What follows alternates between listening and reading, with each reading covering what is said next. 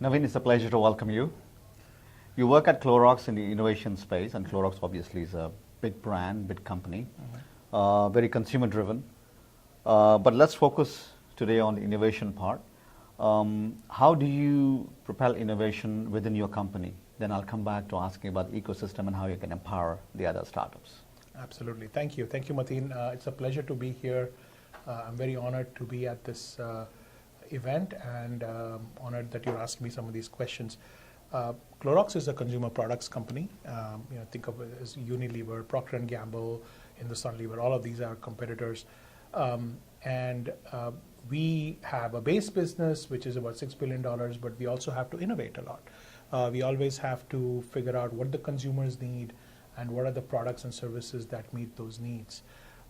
And as part of that, we are completely agnostic, completely open to where those solutions can come from. So my role is in a group called Open Innovation. We sit within R&D, but it's innovation across the company.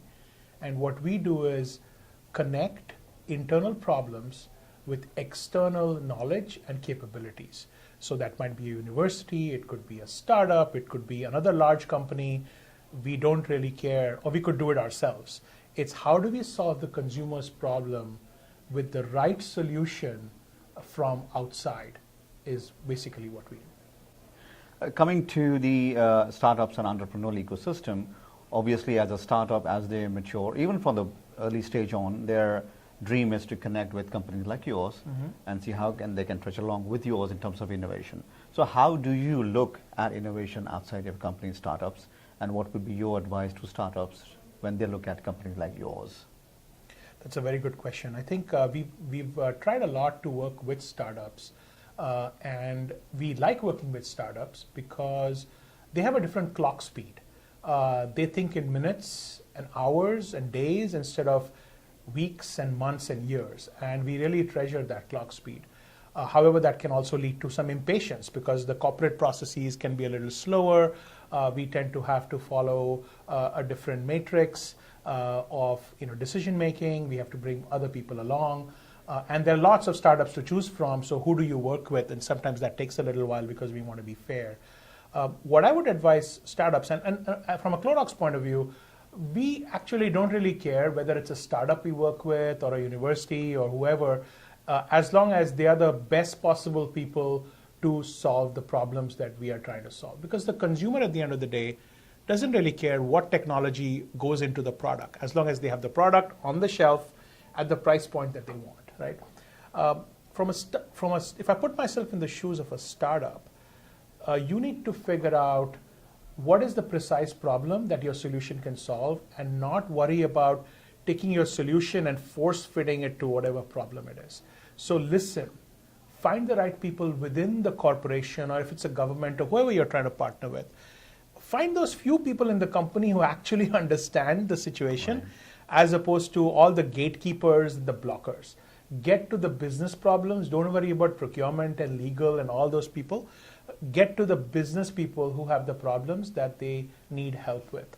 And you guys can do a lot to help with those problems, but you need to understand what those problems are and then be flexible in adjusting what you provide to solve those problems. That would be my number one advice to startups, is focus on the problem, not on the solution. I agree. It's a wonderful advice. And coming from somebody like you who works in a company like a Clorox is absolutely valuable. What I also want to add on to my question is, governments generally don't work this closely with startups. Your take on Andhra Pradesh government's initiative about this Fintech Festival, taking startups to Vizag, but before that doing the roadshow all across the world? I think governments get a bad rap. I believe that a forward-thinking government, and the Vizag initiative shows that the Andhra Pradesh government is a forward-thinking government, can do more than even the best corporations. So if you think about, you think about nonprofits, and then you have corporations, and governments are sort of clubbed with those nonprofits down there. They are slow and clunky. But then if you think about the top governments in the world, they can do way more than the corporations can. Just like the top nonprofits in the world, like Bill Gates Foundation, etc., can do way more impactful things.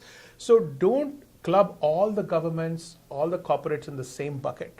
and a government which is forward thinking, and I really appreciate what the government of Andhra Pradesh is doing with the Vizag initiative, is actually much more powerful than they give themselves credit for.